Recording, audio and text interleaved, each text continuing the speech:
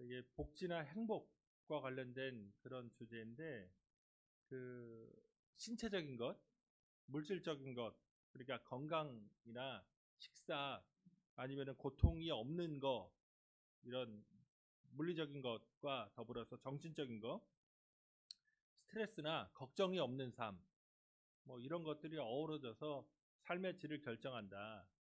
근데 이제 삶의 질과 관련해서 최근에 이제 많이 얘기하는 것이 고통지수입니다. 경제생활 고통지수라고도 하는데, 어떤 거냐면 그 실업률하고 물가 상승률을 더한 거예요. 그러면 이제 실업률과 물가 상승률을 더하면 이게 좋지 않은 거를 더한 거죠. 이게 플러스가 되면 고통스러운 거죠, 경제적으로 삶을 살아가는 게. 그런데 이게 마이너스가 되면 뭐 살만한 거고요. 여기다 이제 더 정교하게 가면 국가의 경제 성장률을 뺍니다. 그러니까 실업률하고 물가 상승률을 더하고 경제 성장률을 빼면 이제 어느 정도 대략 그 나라가 경제적으로 고통을 어느 정도 받고 있는지를 드러낼 수 있다. 이게 완벽한 지수는 아니더라도 그 최근에 이제 물가가 많이 오르잖아요. 우크라이나 전쟁 이후에. 올해 6월 20일자 뉴스에서 그 숨만 쉬어도 돈이 5월 경제고통지수 21년 만에 최고다. 그러니까 21년 만에 5월달 조사로 하면 21년 만에 최고치를 이제 기록한 겁니다. 그래서 이제 물가 지수가 6.7%, 소비자 물가가 5.4%에 실업률이 3%여갖고 8.4%였는데 이게 21년 만에 이제 최고다. 5월달 기록으로. 경제라는 것이 그러니까 그냥 일반적인 기본 매트릭스잖아요.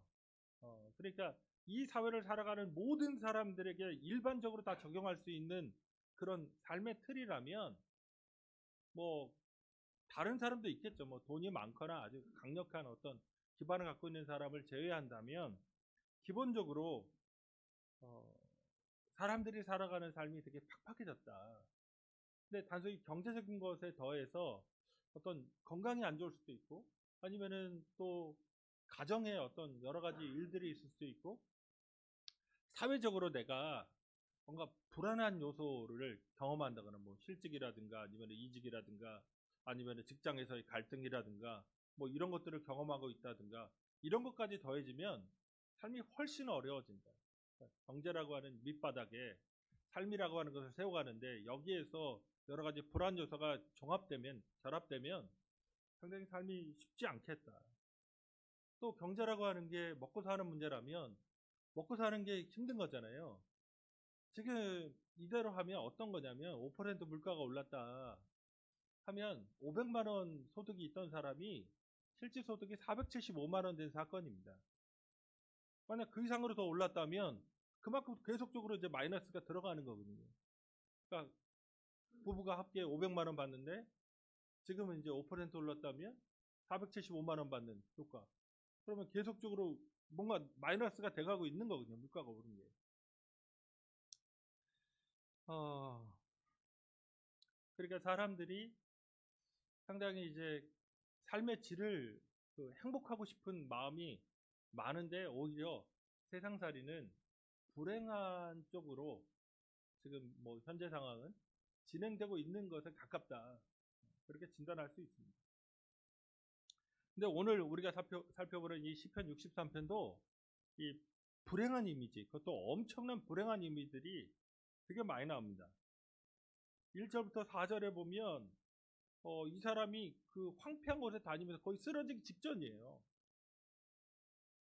이 시편에서 가장 많이 나오는 단어 중에 하나가 영혼이란 말입니다. 나죠, 그냥. 내 영혼, 난데 1절부터 4절은 목마른 영혼이에요. 마실 물이 없습니다. 죽기 일보 직전이에요. 거기다가 5절에서 8절은 굶주린 영혼입니다. 배고파요. 그 다음에 9절에서 11절에서는 누군가 나를 죽이려고 해요. 죽어가는 영혼입니다. 자, 목이 마르고 허기진 데다가 누군가 나를 추적해서 죽이려고 하는, 이걸 이제 한번 그림을 그려보시면 이게 추노 비슷한 거잖아요. 저 누군가 나 그 살수들을 고용해가지고 나는 지금 도망 다니는데 물도 없고 먹을 것도 없는데 지금 누가 뒤에서 언제 어떻게 나를 죽이려고 할지 모르는 그런 상황. 거기에 그런 상황이 지속되니까 견디다 못해 힘이 빠져서 쓰러지기 직전의 상황을 보여줍니다. 근데 우리가 시편에서 늘 보듯이 이런 절망적인 상황에서 낙심하지 않습니다. 이런 죽을 것 같은, 정말 너무나 답답하고 미칠 것 같은 상황에서 좌절하지 않는 그런 모습을 보여줍니다. 그렇다고 해서 아까도 말씀드렸듯이 자기의 현실을, 지금 종교라고 하는 것이 자기의 현실을 그럼 망각하는 거냐? 그렇지 않죠. 아까도 말씀드렸듯이 자기의 현실 실존을 아주 적나라하게 그렸거든요. 죽을 것 같은 실존, 내 고난과 내 삶의 이 문제들로 가득한 이 아픔을 그대로 그리고 있습니다. 그럼에도 불구하고 좌절하거나 절망하지 않는 것은 자신의 삶을 하나님께 맡겨드리기 때문에 그렇습니다. 내 삶에 내 힘으로는 변화와 소망이 없는 거예요. 내가 아무리 계획하고 아무리 노력하고 아무리 뭔가를 물질을 또 축적하고 적금도 붓고 뭐 여러 가지 해도 내 인생이 변화되지 않는다라고 하는 판단 속에서 자기의 삶의 생각 속에 갇혀버릴 때 그래 놀랍게 하나님을 의지하는 것으로 나아갑니다. 그래서 이 시편 63편의 말씀을 통해서 하나님의 믿음을 새롭게 하고 우리의 건강한 믿음, 온전한 믿음을 다시 한번 무엇인지를 그걸 확인하고 그렇게 하나님께 올바르게 살아가는 그런 시간을 갖고자 합니다. 우선적으로 하나님의 은혜가 우리의 삶을 변화시키고 우리를 만족하게 한다는 겁니다. 지금 아까 삶의 질을 말씀드렸잖아요. 내 삶의 질이 어떻게 개선될 거냐? 지금 내가 뭔가 열심히 일하고 노동하고 수고하고 내 인생 지금까지 쌓아왔던 그런 것들을 다 갖고 있지만 뭐가 나아질 게 없겠다. 우울과 근심, 번민이 내 삶을 뒤덮을 때 그러면 나는 어떻게 행복할 수 있지? 나는 어떻게 만족하면서 핵심은 하나님의 은혜가 내 삶을 그렇게 이끌어 가신다는 거예요. 1절에서부터 시인이 아주 시적인 표현으로 자기의 실존을 묘사합니다. 이게 영혼이거든요. 아까 말씀드렸잖아요. 각 연마다 이 영혼이라는 단어가 되게 많이 나와요. 영혼이란 단어가 되게 고상할 것 같지만 뭐 스피릿? 뭐 이렇게 막 정신? 막 이런 것 같지만 그게 아니라 히브리어로 이 네펫인데 네펫은 목구멍이에요. 인간이 왜 목구멍이냐? 인간이라고 하는 실존을 딱 한마디로 얘기할 때 제일 많이 쓴 단어가 인간이라는 단어가 목구멍. 아니 목구멍이 도대체 뭐길래? 뭐냐면 물이든 음식이든 공기든 사람은 목구멍으로 넘길 수밖에 없어요. 살아가기 위해서는 뭔가 필요한데 그게 물이든 음식이든 공기든 집어넣어야 되는데 목구멍을 통해서 들어갑니다. 그러니까 목구멍은 생명을 갈구하는 인간. 그런데 늘 필요해요. 물을 오늘도 마셨는데 내일도 마셔야 되거든요. 음식도 마찬가지입니다. 아무리 오늘 뷔페가 갖고 많은 것을 집어넣었다고 해도 또 배고파요. 공기는 아무리 밀어넣어도 조금이라도 그렇죠? 더 밀어넣어야 조금 있다가 그래야 살 수 있습니다. 그러니까 인간이 생명이라는 것. 그런데 그 생명이라고 하는 것이 늘 끊임없이 모자란다고 하는 것. 뭔가를 찾아야 된다는 것. 뭔가를 마셔야 되고 뭔가를 먹어야 되고 뭔가를 숨 쉬어야 된다고 하는 것. 그걸 가장 잘 나타내는 말이 네펫이, 이 영혼이란 말이에요. 목구멍. 그 다음에 오늘 1절에서도 이 육체란 표현을 썼는데 이게 마사르거든요. 마사르라고 하는 것이 영어로 하면 플래시입니다. 그러니까 제가 얼마 전에 아들내미 이제 휴가 나와가지고 정형외과 갔는데 사람이 그렇게 많을 줄 몰랐어요. 그러니까 근골격, 뭐 뼈라든가 아니면은 이 근육의 손실이나 손상을 입은 건데, 저는 나이 드신 분들 많을 줄 알았거든요. 오히려 뭐 20, 30대, 10대 애들이 다 와갖고 치료받더라고요. 세상 이게 살기 어렵구나. 그러니까 이 육체란 말은 시편에서도 그 손상되기 쉬운 육체예요. 되게 연약한, 피로하고 다치면 한번 뭔가 다치고 그러면 회복이 잘 안 되는 거잖아요. 연약한 육체입니다. 이 육체로서의 연약한 인간이 내페시로서 뭔가 갈급한데 물이 있어야 되는데 물을 얻지 못해요. 물이 없어 마르고 황폐한 땅에 있다. 내 실존이 난 그렇게 살아가. 이렇게 얘기하고 있는 겁니다. 그런데 시인에게 있어서 그럼 뭐가 그렇게 갈급했던 거냐?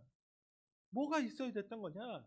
삶에 꼭 있어야 될 물, 대체할 수 없는 그 물, 그게 도대체 뭐냐? 오늘 보면 내가 간절히 주를 찾대입니다.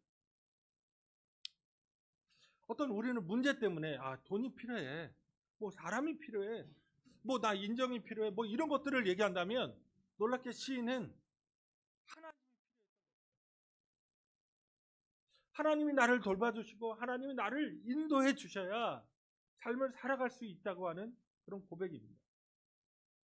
그러면서 간절히 주를 찾는다, 그렇게 얘기합니다.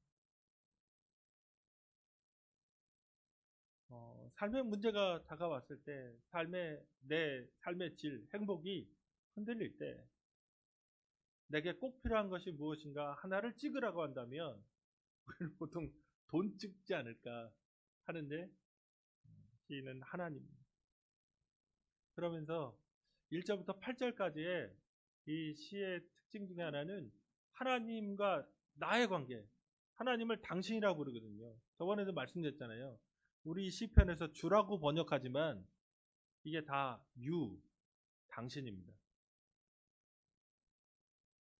1절에서부터 당신, 당신이란 표현을 2번이나 사용합니다.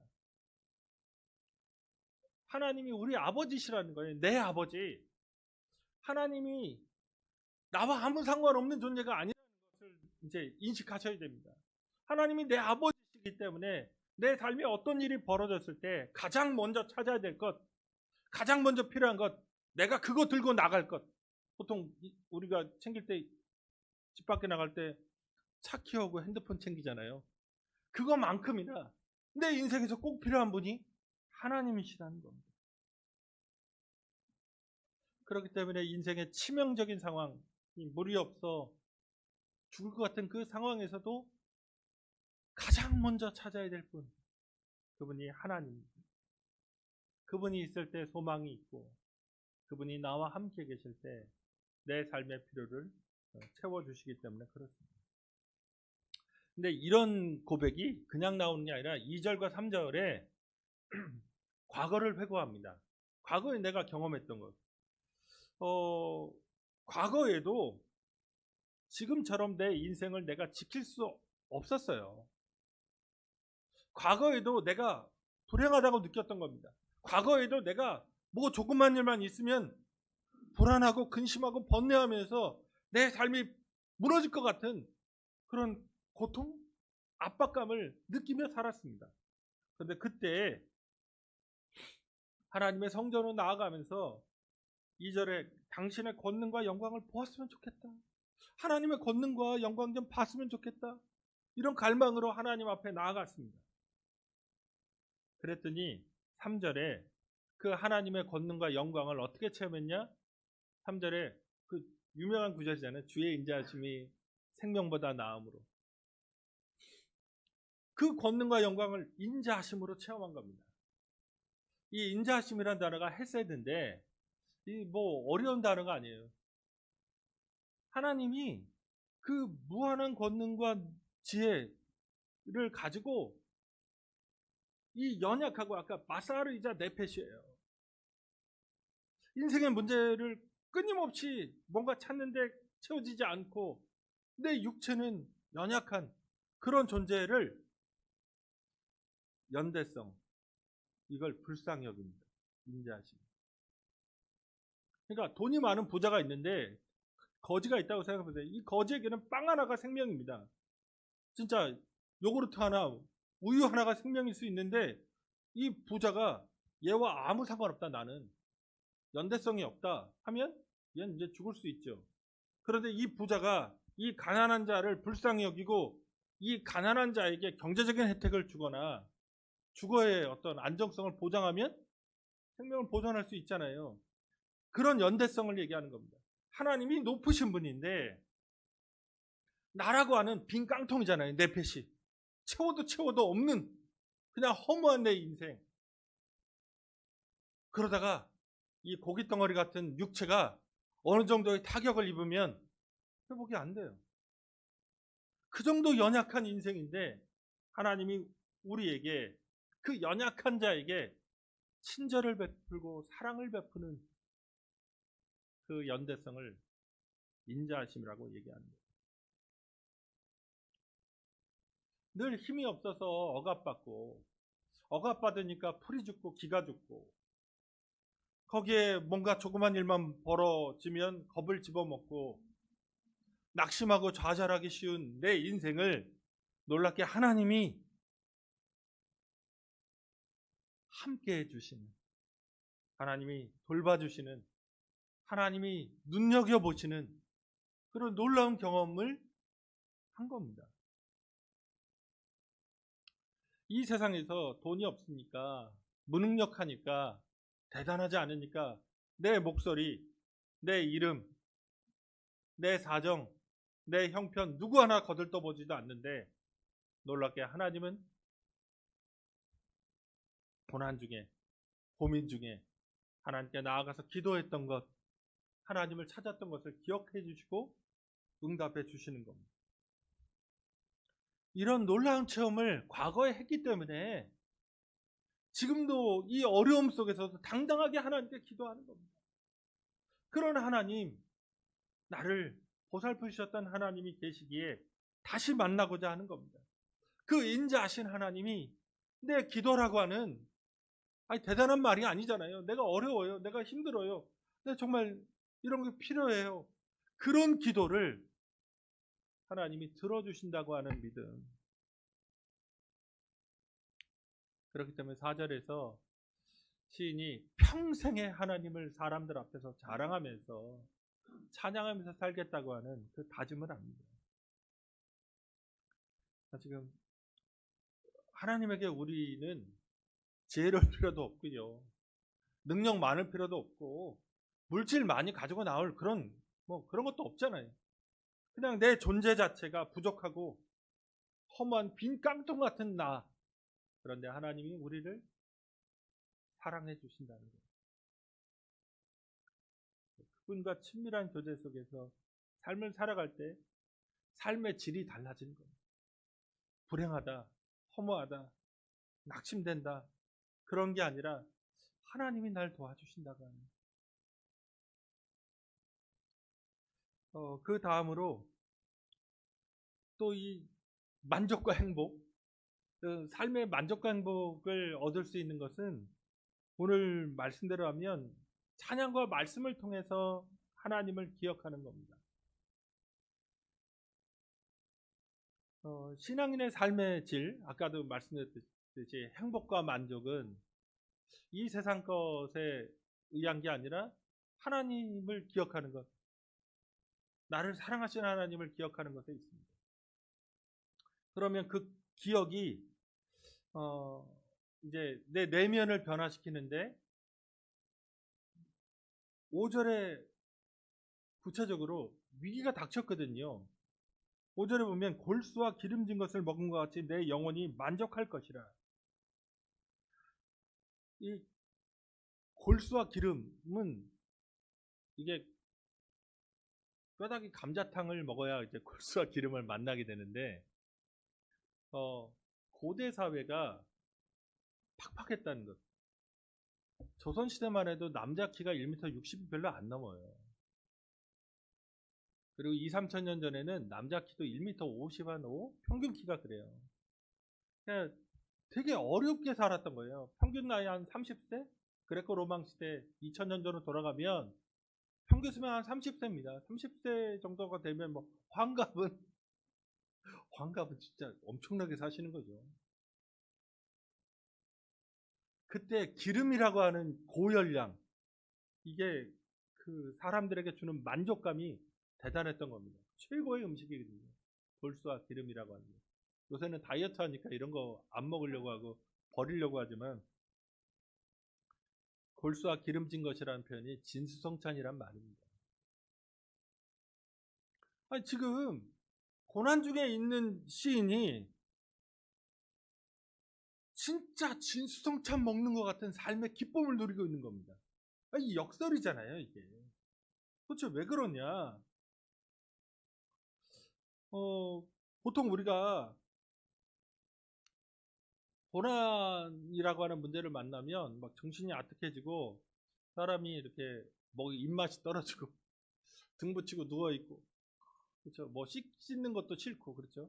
집에서는 대충 그냥 차려입고 뒹굴뒹굴하고 있는 건데 의욕이 안 나는데, 놀랍게 시인은 고난 중에서 나중에 이제 9절에 11절 보면 사람을 죽이려고 하는 그런 살수들이 붙은 그런 상황인데도 진수성찬 먹은 것 같은 그런 영혼의 힘을 얻는 겁니다. 이유는 뭐냐? 찬양은 우리에게 있어서 우울을, 우리에게서 근심과 염려를 몰아냅니다. 하나님을 찬양할 때 놀랍게 내 안에 내 영혼이 그 찬양을 먹어요. 그래서 아까 얘기한 그 진수성찬, 내 영혼의 진수성찬이 뭐냐? 나에게 눈이 뜨여지고 힘이 생기는 것, 내 존재에 강력함을 얻는 것은 하나님을 찬양할 때입니다. 찬양할 때 내 속이 완전히 달라집니다. 그러면서 6절, 7절을 보면 이런 찬양을 통한 고난의 극복이 또 아무에게나 일어나는 게 아니라 내가 나의 침상에서 주를 기억하며 새벽에 주의 말씀을 작은 소리로 읊조릴 때를 얘기합니다. 지금 시간과 공간이 나오죠. 새벽과 침상입니다. 그러니까 어둠과 무행동의 어떤 장소죠. 침대는 행복한 밤이 아니었던 겁니다. 어쩌면 얼마나 불행했을까요? 불안하고 누군가 나를 죽이려고 하고 내게 필요한 것은 없고 아무리 생각해봐도 내가 손에 잡을 수 있는 것도 없고 주변에 아무도 나를 돕는 자가 없을 때, 남들은 잠들었는데 나는 이 어두움의 시간에 불면에 고통 속에 있을 때, 놀랍게 이때 하나님을 기억한 겁니다. 그의 말씀 속에서 그 하나님의 지혜와 능력과 권능과 영광과 그 사랑, 나를 향해 다가오신 그 인자하신 하나님을 말씀 속에서 기억한 겁니다. 그랬더니 7절에서 내가 주의 날개 그늘에서 즐겁게 부르리이다. 기뻐합니다. 지금 점프했어요. 그 어렵고 힘든 고단한 삶 속에서 좌절하지 않고 완전히 그 텐션이 올라가 버린 거죠. 말씀과 기도, 찬양. 지금 나온 대로 하면 내 삶의 질은 하나님을 기억할 때 존재합니다. 그리고 마지막으로 하나님은 자신을 이렇게 온전히 바라보고 붙잡는 사람의 삶을 든든하게 붙잡아 주십니다. 믿음이라고 하는 거, 아까 온전한 믿음이 뭘까 이제 얘기했는데 8절을 보시면 믿음은 상호적인 결합이다. 이게 드러납니다. 우선 시인의 차원에서, 인간의 차원에서 나의 영혼이 주를 가까이 따르리니 얘기합니다. 하나님께 착 붙어 있는 거예요. 이게 나바크 동사인데, 이게 그 창세기 2장 25절에 남자가 여자와 합하여 한 몸을 이룰지다, 이 합하다는 표현 나바크 딱 달라붙는 거거든요. 생명적 결합입니다. 자, 공동체를 이루는 거죠. 인생을 함께 살아가겠다는 그 강렬한 의지. 인간의 편에서는 이 인자하신 하나님, 이 좋으신 하나님을 붙잡는 거예요. 그러니까 그거 하나, 그분이 있으면 된다. 그 다음에 8절에서 그러면 하나님 편에서는 어떻게 하시냐? 주의 오른손이 나를 붙드시거니와 합니다. 하나님의 그 강한 오른손으로 내 인생을 붙잡아 주시는 거예요. 어쩌면 내 안에서는 여러 가지 생각들이 왔다 갔다 합니다. 불안하다. 내가 이렇게 되겠나? 내 인생 허무한 거 아니야? 몸도 안 좋은데? 나이는 더 들어가는데? 뭐 가진 것은 없네? 뭐 여러 가지 생각들로 내 인생을 막 판단하고 있을 때 놀랍게 하나님께 매달린 그 사람의 삶을 하나님이 오른손으로 강하게 붙잡아 주신다는 겁니다. 이 강하게 붙잡아 주실 때는 어떤 거냐면 역설적으로 이 본문들의 맥락, 컨텍스트가 다 흔들릴 때예요. 포로로 끌려갔을 때. 이스라엘 백성이 뭐 일어날 힘도 없을 때 하나님이 나의 의롭고 강한 손으로 너를 붙잡아 준다고 말씀합니다. 하나님은 가난한 자들의 하나님입니다. 하나님은 고난당한 자들을 멸시하시는 그런 분이 아닙니다. 그래서 지금 칼로 죽이려고 하는 사람들을 무색하게 하시고 하나님께 피하는 자의 그 생명을 온전하게 하나님이 살아갈 수 있도록 도와주십니다. 말씀 뵙겠습니다. 내 삶의 질이 내가 가진 것으로 확보하려고 할 때, 행복하고 평안하려고 할 때, 그런데 흔들리는 경험을 우리가 합니다. 아무리 배우고 노력했고 노동하고 수고해도 내 인생의 것들이 다 허무하게 무너질 것 같은 그런 고민과 번뇌의 시간, 무력과 우울의 시간이 우리에게 있습니다. 그런데 그 삶을 변화시키는 게 궁극적으로 뭐냐? 하나님이 나와 함께 하신다는 것, 그분이 인자하신 하나님이시라는 것, 내가 내 인생의 것을 다 통틀어서 할 수 없는 내 삶을 붙잡아 주시는 일을 그분이 해주신다고 하는 것, 그때 만족과 행복할 수 있습니다. 그 가운데 하나님